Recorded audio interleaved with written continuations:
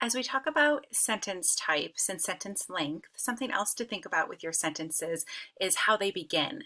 So we want to kind of look at some sentence starters and what we can do to really vary our writing and make it more interesting for our readers. So there are ways to start a sentence, and there's 6 different ways to begin.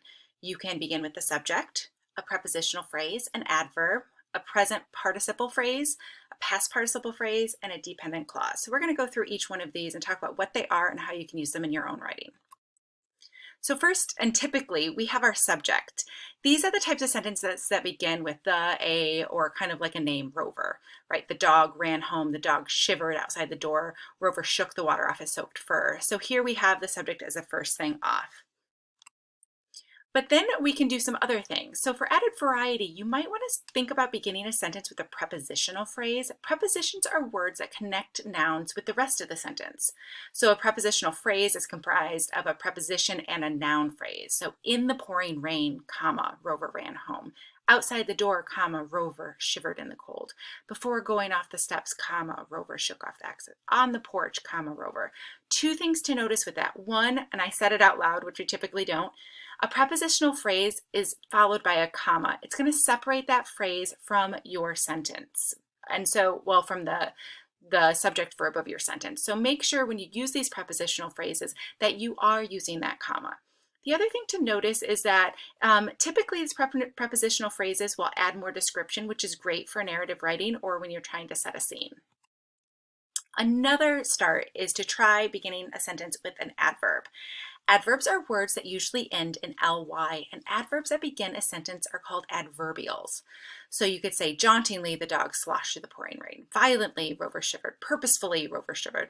Carefully, right? It's all those ly words. And again, notice that you have that adverb, and then you have the comma, and then you have your going into the rest of your sentence.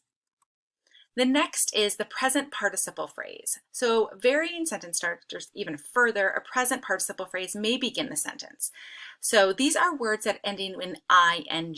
So running home quickly, the dog got soaked in the pouring rain. Shivering violently, Rover stopped.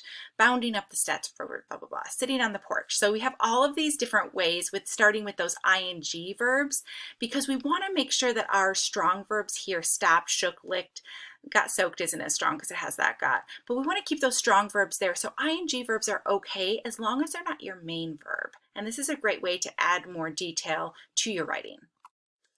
Then, of course, we have the past participle phrase.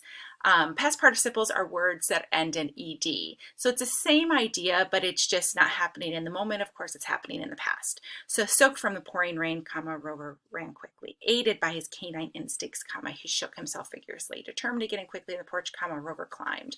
So again, we have kind of this moment with a strong verb that adds the ed ending. And then, of course, we have our comma before our subject does anything, Rover. All right, then we have our dependent clause, and if we've talked about our sentence types, you know that this makes a complex sentence. When a sentence starts with a clause, a paragraph will have more of an interesting variation. So dependent clauses have a subject and a verb, but they begin typically with an adverb. So it begins with one of those awubis words typically, right? Although after, while, when, unless, until, because, before, if, since. So here we have, although Rover ran home quickly, comma, he still got soaked in the pouring rain, while Rover shivered violently, as he climbed up the steps, as he sat on the porch. So this is a great way to combine your sentences because you really have 2 strong sentences there, but you're combining them with one of those subordinate clauses. So here's a sample paragraph that you can practice using each one of the starters, and you can see the ly adverbial, right, before the dependent, and see what they're doing in each one, and then you can check your answers for you.